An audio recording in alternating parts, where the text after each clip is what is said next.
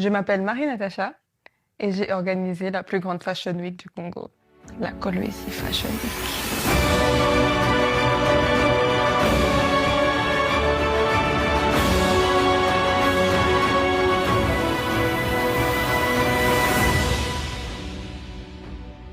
Donc aujourd'hui, on va parler de tout, les behind the scenes, l'organisation de A à Z.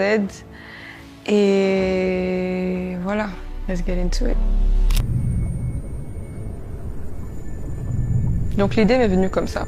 J'ai toujours été quelqu'un qui aime la mode, on va dire, parce que je suis congolaise. J'ai eu envie de créer des événements pour un peu booster le tourisme au Lualaba et montrer aussi au monde qu'on existe. Et bon, c'était logique pour moi de faire un événement sur la mode. Donc j'appelle Malkia. Je dis, ouais, viens à Kolwezi d'abord, on va faire un truc.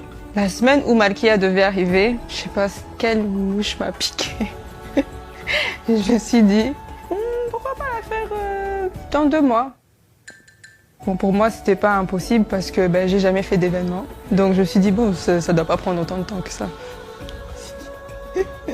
Si. Dès que je me suis mis à l'idée qu'on allait le faire en novembre, je m'en fiche qu'il pleuve, qu'il neige, on va le faire en novembre. Donc on est toutes les deux des jeunes filles de moins de 30 ans. On s'est dit on va travailler avec notre entourage. Notre entourage, ce sont des gens de moins de 30 ans aussi.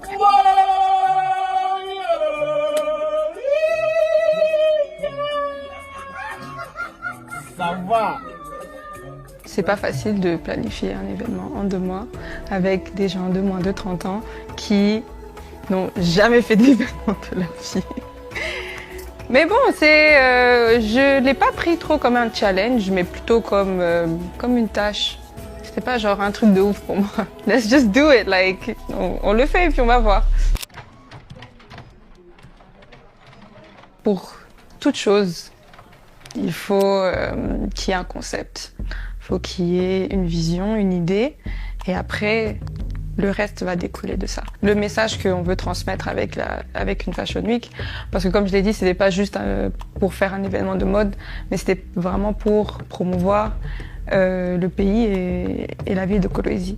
Donc il fallait définir le concept, définir le thème central, on va dire, et puis définir aussi ce qu'on va raconter, donc sur les 4 jours, parce que on l'a pris beaucoup plus comme une histoire plutôt que un événement juste où on voit des choses et puis on parle.